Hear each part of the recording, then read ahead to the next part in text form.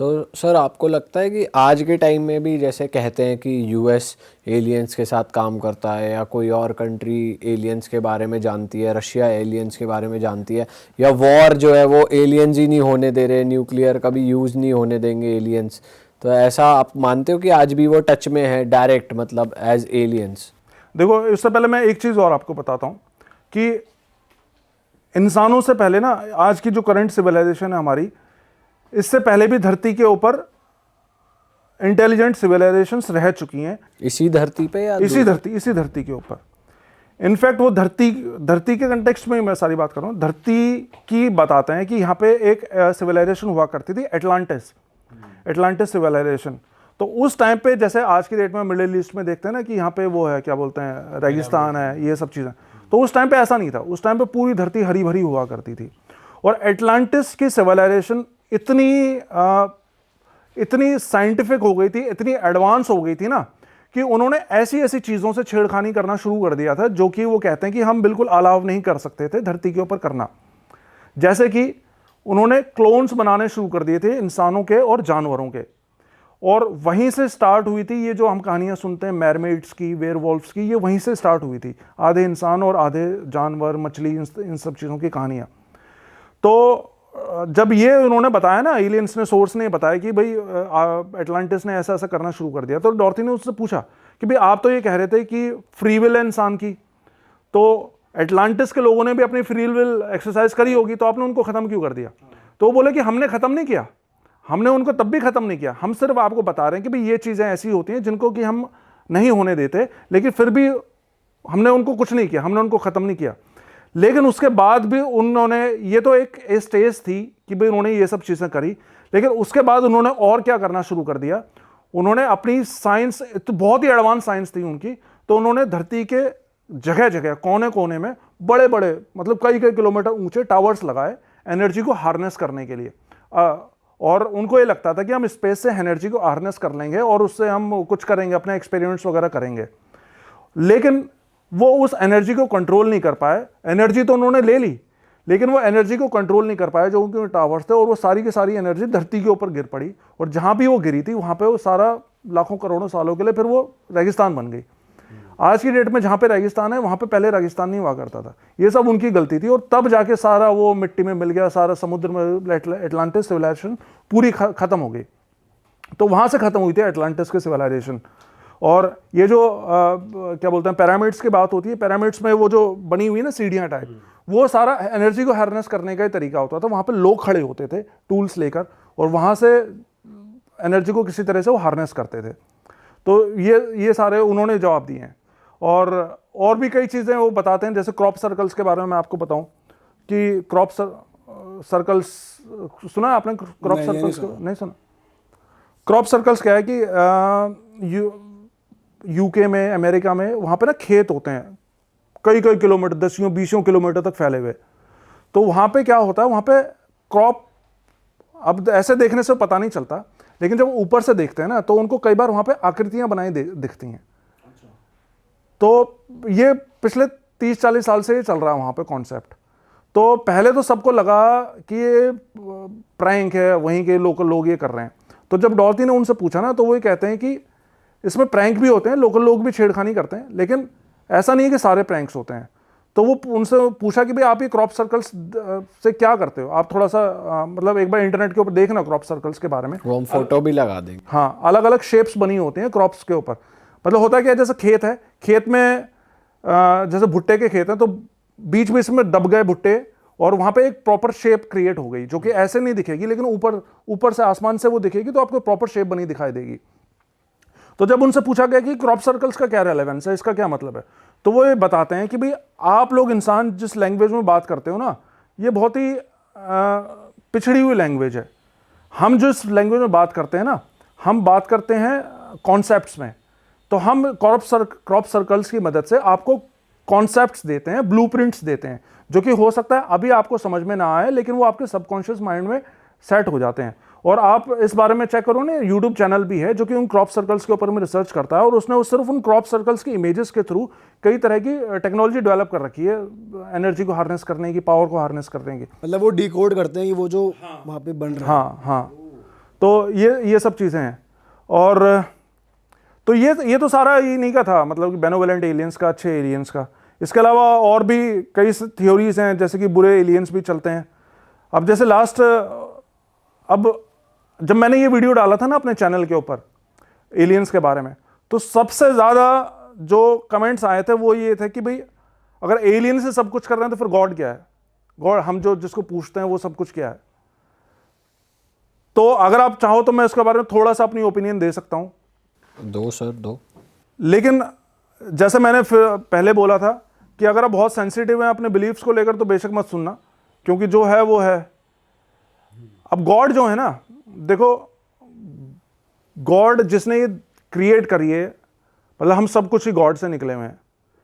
अब जब उनसे पूछा गया ना, सोर्स से पूछा गया कि भाई गॉड कौन है, तो वो ये बताता है कि उन्होंने ये बोला कि जैसे 4 साल का बच्चा है, 4 साल के बच्चे को आप कैलकुलस पढ़ाओगे 12th क्लास का, तो वो नहीं समझ पाएगा उस कॉन्सेप्ट को। उसी तरह आप इंसान जो है ना, आपका ब्रेन डेवलप्ड ही नहीं है उस लेवल पे कि आप गॉड के कॉन्सेप्ट को समझ सके।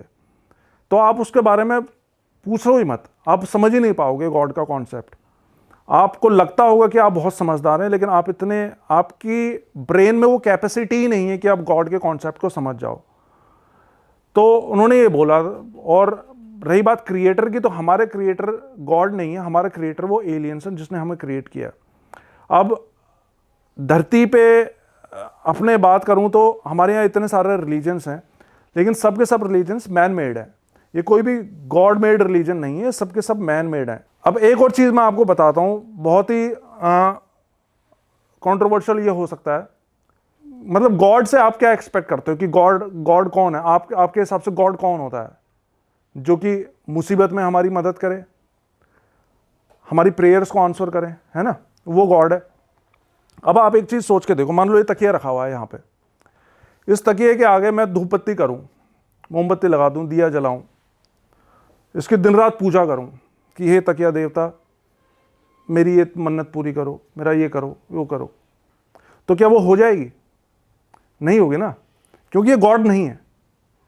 तो हम किसी भी XYZ को चीज़ को भगवान मान के, गॉड मान के पूजने लग जाएं, इसका मतलब ये नहीं है कि वो गॉड हो गया। मेरे अपने एक्सपीरियंस में हमें जो बचाते हैं मुसीबतों से और जो हमारी मन्नतें पूरी करते हैं, वो हमेशा प्रेत होते हैं। ब्लैक मैजिक किसी के ऊपर होता है, उसकी काट हमेशा प्रेत करते हैं। आपको एक्सीडेंट होने वाला होता है, अचानक से 1 सेकंड इधर उधर करके आपकी जान बचाते हैं, वो हमेशा आपके प्रेत होते हैं। अब प्रेत तो ना बड़ी ब्रॉड टर्म में बोल रहा हूं। प्रेत का मतलब हर वो चीज जो कि यहां पे इंसान के रूप में पैदा हो चुकी है, हर वो चीज, ठीक है, चाहे वो कोई भी हो। ये एक तरीके से पितृ कह लो, जो पितृ भी प्रेत ही हो गया ना एक तरह से। मतलब प्रेत एग्जैक्ट वर्ड नहीं है, लेकिन वर्ड मतलब कहने का मतलब ये है कि जो भी इंसान की फॉर्म में, इंसान के रूप में इन धरती पे जन्म ले चुके हैं और अब नहीं है, वो सब प्रेत आप एक तरह से मान लो। पर उनका रीबर्थ हो गया हो तो मतलब बहुत सारों का रीबर्थ भी हो जाता है। नहीं, कोई आप एग्जांपल बताओगे कौन सा? जैसे नहीं, जैसे कोई था, जैसे ये भी तो पास्ट लाइफ में ले गई ना लोगों को, तो ऐसे ही कोई था जो सेम एनर्जी अब दूसरी बॉडी में भी चली जाती है। तो आप कह रहे हो जो जन्म नहीं लेती दोबारा वो यहीं रहती है, उनको प्रेत कह रहे हो आप, जो एनर्जीज जन्म नहीं लेती? नहीं, देखो जितनी भी डीटीज आप पूजते हो, मान लो जैसे पितृ का ही ले लो कॉन्सेप्ट, तो पितृ भी तो एक तरह से आत्मा ही है ना, वो भी तो एक तरह से प्रेत ही है, क्योंकि उसने भी किसी जमाने में इंसान के रूप में जन्म लिया था धरती पे। तो वो आपकी हेल्प करते हैं। क्या मतलब मेरा जो पॉइंट है ना कहने का, वो ये है कि आपकी जो हेल्प करते हैं और आपकी जो मदद करते हैं, आपकी इच्छाएं पूरी जो करते हैं, वो मेरे हिसाब से हमेशा प्रेत ही करते हैं। वो ऐसा कोई गॉड उतर के नहीं आता है ऊपर से, आसमान से, जो कि आपकी मदद करता है, आपकी वो करता है। क्योंकि गॉड अगर करता होता, मान लो वो आपकी कर रहा है, मेरी नहीं कर रहा, तो वो तो एक तरह की पार्शियलिटी होगी ना, और गॉड कभी पार्शियलिटी नहीं कर सकता है।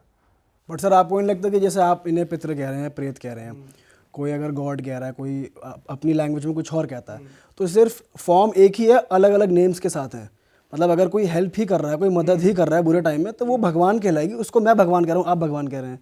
आपका एक चलो प्रेत भी आपने उसका ऑल्टरनेटिव वर्ड निकाल दिया, तो it is just the way of telling कि ये कौन है। मेरे हिसाब से मैं उन्हें ये बोलूँगा, बट है तो वो एक एनर्जी और क्रिएटर ना। हाँ, नहीं नहीं नहीं, क्रिएटर नहीं है वो, मतलब वो क्रिएटर नहीं है। अच्छा।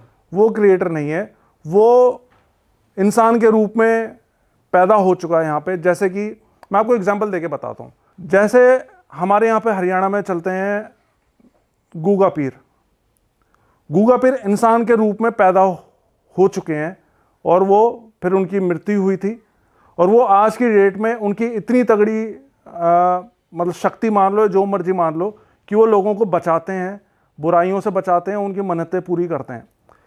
लेकिन वो गॉड नहीं है ना, वो गॉड नहीं है, वो इंसान के रूप में पैदा हो चुके। गॉड इंसान के रूप में पैदा नहीं होगा। अगर कोई रिलीजन ये कहता है कि भाई हमारे गॉड ने 3 दिन में धरती बनाई, तो भाई 3 दिन में धरती बनाना तो एक ह्यूमन क्वालिटी हो गई ना। मैथ्स में एक फॉर्मूला होता है एफिशिएंसी का, एफिशिएंसी निकालने का, कि भाई मेरे को याद नहीं, याद किया था किसी टाइम पे। तो 3 दिन में धरती बनाई, तो 2 दिन में क्यों नहीं बनाई, 1 दिन में क्यों नहीं बनाई? गॉड को तो यूं ही बना देना चाहिए था ना। तो वो तो सारी हम अपने ह्यूमन जो हमारी सोच है या जितनी हमारी लिमिट है, उसी हिसाब से हम अपने गॉड को डिफाइन करने की कोशिश करते हैं। लेकिन एक्चुअल में ऐसा है नहीं। जो गॉड है ना, उसके लिए तो ये बहुत ही छोटी चीज़ है, धरती के लोग और ये सब चीज़ें, उसको तो ये पता भी नहीं होगा कि भाई यहाँ पे हमारे जैसे कोई लोग भी रहते हैं। तो उन्होंने सिर्फ यही कन्वे किया जब वो थेरेपिस्ट जब उनसे बात कर रहे थे कि गॉड को समझने के लिए आपकी इतनी इंटेलिजेंस है ही नहीं, आप समझ ही नहीं सकते हो। उन्होंने लेकिन बताया, उन्होंने बाकायदा ये जो मैंने एग्जाम्पल दिया ना, छोटे बच्चे वाला, ये बाकायदा उन्होंने एग्जाम्पल दिया था कि भाई जैसे छोटा बच्चा जो होता है, उसके आप सामने आप कोई एडवांस कॉन्सेप्ट रख दोगे तो वो समझ नहीं पाएगा ना उसको। उसी तरह इंसान का दिमाग उस तरह से डेवलप ही नहीं हो रखा है कि भाई आप गॉड के कॉन्सेप्ट को समझ लो। हमें लगता है कि हम बहुत समझदार हैं, इस चीज़ों को समझ लेंगे, लेकिन हम उस चीज़ को नहीं समझ सकते। तो ये है सारी चीज़ें।